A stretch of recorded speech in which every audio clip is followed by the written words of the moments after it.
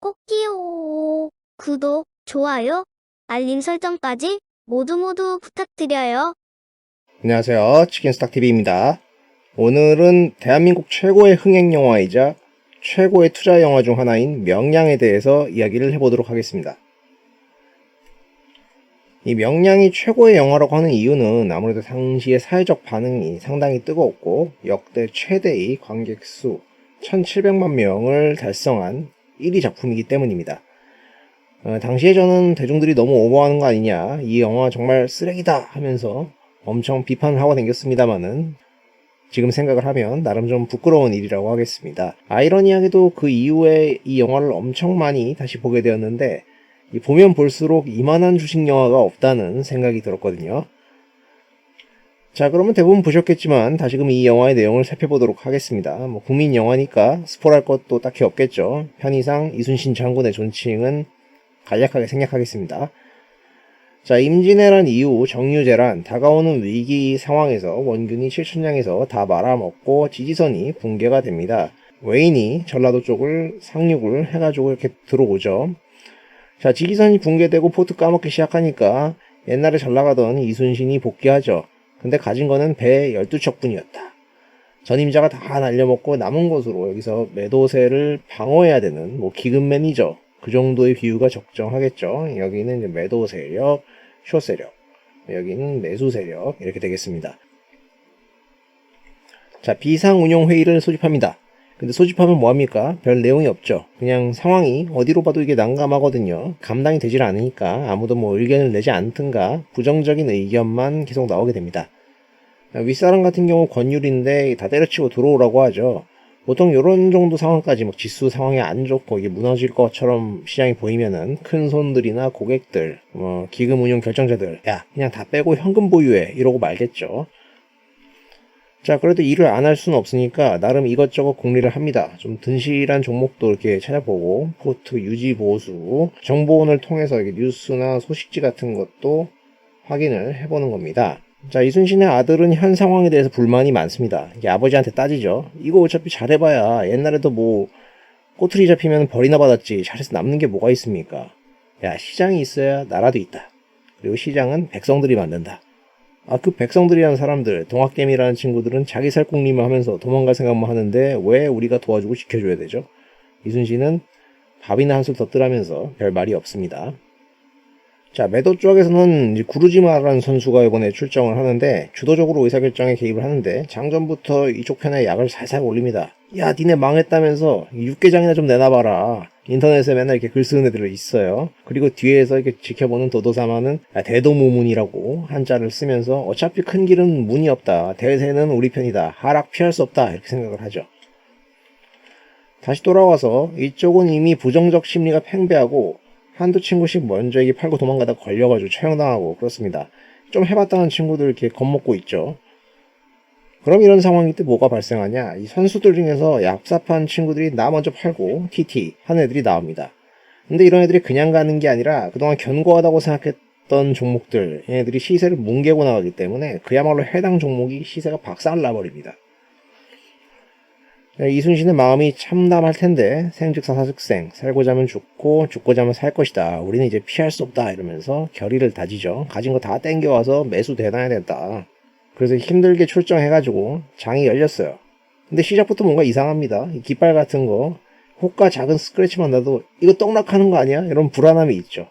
역시나 이 매도 물량의 조짐이 어마무시하게 이렇게 나타나잖아요. 반면에 우리 쪽은 대놓으라고 하니까 어떻게 됩니까? 슬금슬금 아래쪽으로 대놓고 빠져가지고 멀찌감치 있든가 아예 안 사죠. 결국에는 이제 혼자서 나서게 됩니다. 일단 지지와 저항 간에 국소 전투가 있습니다. 여기서 따다다당 쏟아내면 받아내고 다시 쏘고, 이런 지지 저항 간의 교감은 상당히 팽팽하고 치열합니다. 그래서 매일같이 이런 걸 보고 참관하고 이런 사람들이 있긴 하죠. 일단 상황은 점점 어려워집니다. 재원은 한정이 되어 있는데 매도가 너무 많아요. 이거를 승부수를 던지죠. 가판위의 화포들을 모두 다 쏟아가지고 한 종목에 몰빵 치려고 한다. 이거 되겠냐? 그러다 다 죽을 수도. 된다고 말하게. 그리고 승부수를 던집니다. 빵 쏘는데요. 이 전투에 임하기 전에 이순신이 아들한테 한 말이 있어요. 극한 두려움을 이용해야 된다. 두려움을 어떻게 이용한단 말입니까? 일단 쇼치는 애들도 그동안 당한 게 있기 때문에 털릴까봐 두려워할 수도 있는 것이고, 이쪽 편의 두려움 같은 경우에는 그 두려움을 용기로만 바꿀 수 있다면 큰 용기가 되어 100배, 1000배 큰 매수와 수익률로 이어질 거라는 것이죠. 근데 그걸 어떻게 하냐고요? 죽어야겠지 내가. 결국 앞서서 받아야 된다는 거죠. 자, 화력을 집중했는데 이순신이 탄 배가 살아남습니다. 갑자기 지켜보고 있던 이 주식시장 참여자들이 열광을 합니다. 야, 대장선, 대장주가 살아있다. 어기야, 어차 하면서 막 신나서 막 노를 졌습니다. 동학개미들 만세를 부르죠. 그리고 갑자기 흥분하더니 야, 이 외놈들을 무찌르자고 이러면서 매수하려고 달려나갑니다. 이제 슬슬 좀 사는 게 어떤가 초요기를 올려가지고 이 시장 상황 나쁘지 않다, 매수해볼만 하다, 도와주십시오 하고 이렇게 호가도 하나씩 대놓으면서 이렇게 대놓으면은 이렇게 대놓잖아요. 1111 그러면 아래쪽에서는 쫙 밀어버리고 요런 과정이 이어집니다. 근데 이제 아무리 좋은 종목 혹은 저평가되었다는 내용을 초요기로 올려도 의미 있는 지원은 오지 않습니다. 자, 그런데 눈치 빠른 안희와 김응찬이 야, 이거 뭔가 가야 될 것 같은데 그러면서 스리슬쩍 합류를 합니다. 야, 지금 뭐 열받지만 장군은 상황이 시급하니 일단 같이 갑니다. 시간이 조금 지나니까 장세가 이렇게 좀 뭔가 뒤바뀌기 시작하죠. 방향성도 딱히 모르겠고 왜 이렇게 변하는지 이유도 몰라요. 그리하여 이렇게 지지선을 쌓는 거죠. 특정 종목들, 특정 선수들 위주로 간신히 이렇게 해서 지켜내는데 이렇게 폭탄 매물이 한 번씩 나와주는데 어찌어찌 넘어가죠. 그 다음에 이렇게 너덜너덜해져 있는 배들, 여기를 이제 막 없는 현금 만들어가지고 대놓고 이러는데 본격적인 매도가 다시 한번 오기 시작합니다. 자, 장세는 혼조세로 들어갔다고 했는데 앞뒤를 모르겠는 가운데 갑자기 또 다시 지지저항의 전투가 벌어지기 시작합니다. 초요기는 이미 너덜너덜해졌습니다. 사라고 한 지는 한참 지났어요. 도와줬으면 이런 불필요한 싸움이 없었을 수도 있겠죠. 그렇지만 뒤에서 눈치만 보는 우리 선수들은 오지 않습니다. 아직 추세가 확정되지 않았거든요. 그리고 소형주들이 보통 이렇게 추세 확정되기 전까지는 잘 오르지 않죠. 아, 좋은 종목이 빠진다. 혹은 뭐 아무리 시장 상황에 대해서 객관적으로 이야기를 해준다고 하더라도 겁을 먹으면은 기회주의적으로 듣지 않습니다. 그러면 장군 입장에서는 이제 복장이 터질 노릇이죠. 근데 슬슬 뭔가 전황이 바뀌는 것 같으니까 눈치를 보던 애들이 저렇게 합류를 합니다. 이제는 이쪽 파는 애들이 겁을 먹어요. 야, 이거 뭐가 이상한데? 이거 멈춰야 되는 거 아니야? 구르지마 먼저 갔는데 앞에서 왜 나만 팔고 있어? 아, 뒤에 애들이 변절했구나. 이 분위기가 역전되어 가는 거죠. 마지막 혼조세 대형 회오리 속에서 대장주를 끌어올린 것은 다름 아닌 민초들이었습니다. 동학개미들이 얼마 되지도 않은 이 분열된 매수세들을 이렇게 뭉쳐가지고 장군님 저희가 끌겠습니다. 어기야 어차 하면서 끌어올리면서 이렇게 조금 도움을 줍니다. 비로소 상황이 다 역전되고 장세가 바뀐 것 같으니까 뒤에 있던 추세 추종 세력들이 달려들기 시작합니다. 다 끝나고 이제서야. 그리고 나서 바뀐 물살을 타고 그들의 몸을 놔버리죠. 충파다. 추세 추종이다.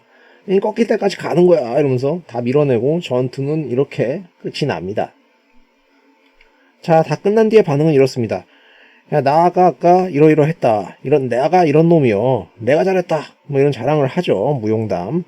나중에 우리 후손들이 야, 이런 시장의 위기, 개고생이 있었던 걸 알까? 아따 모르면 나쁜 놈들이지. 하지만 늘 그렇듯이 뭐 이런 사례는 교과서에 실리거나 회자가 되면 그나마 다행인 것이고 그때 가면은 뭐 싹 잊고 또 비슷하게 그때그때 즉각적인 대응을 하게 될 거예요. 근데 이런 거 다음에 안 그래야지 이렇게 생각을 하겠지만 배움은 보통 오래가지 않습니다. 민초들 같은 경우는 절하죠. 우리 장군님이 역시 대단하다. 도도 같은 경우에는 자기가 졌다는 게 얼척이 없으니까 야, 이게 처음부터 끝까지 다 계획된 건가 싶습니다. 아들은 장군에게 묻습니다. 아버님, 절체절명의 위기에서 장세가 바뀔지 어떻게 하셨습니까? 몰랐다. 천행이었다. 그럼 곤란해질 수도 있지 않았겠습니까? 그랬지. 근데 개미들이 날 도와주지 않았냐. 개미가 천행이라고요? 회오리가 아니고요? 네 생각에는 뭐가 천행이었겠니? 하면서 영화는 끝나게 되죠. 자, 어떻습니까? 여기까지의 전개를 보면은 저는 정말 우리 시장 상황들을 여기다 딱 대입시켜도 무리가 없다고 생각되는 그야말로 완벽한 주식 영화가 아닌가 싶습니다.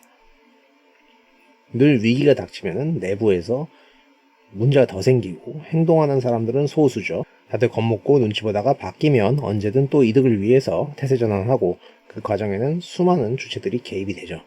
그리고 다 끝나고 나면 남는 무용담. 그게 실력 때문인지 아닌 건지 가끔 헷갈리는 그런 결과물. 이런 행위들은 여러 번 반복이 되어 왔습니다.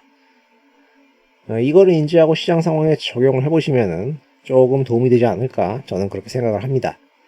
자, 오늘의 이야기는 여기까지입니다. 영상이 도움되셨다면 구독과 좋아요를 부탁드립니다. 시청해주셔서 감사합니다.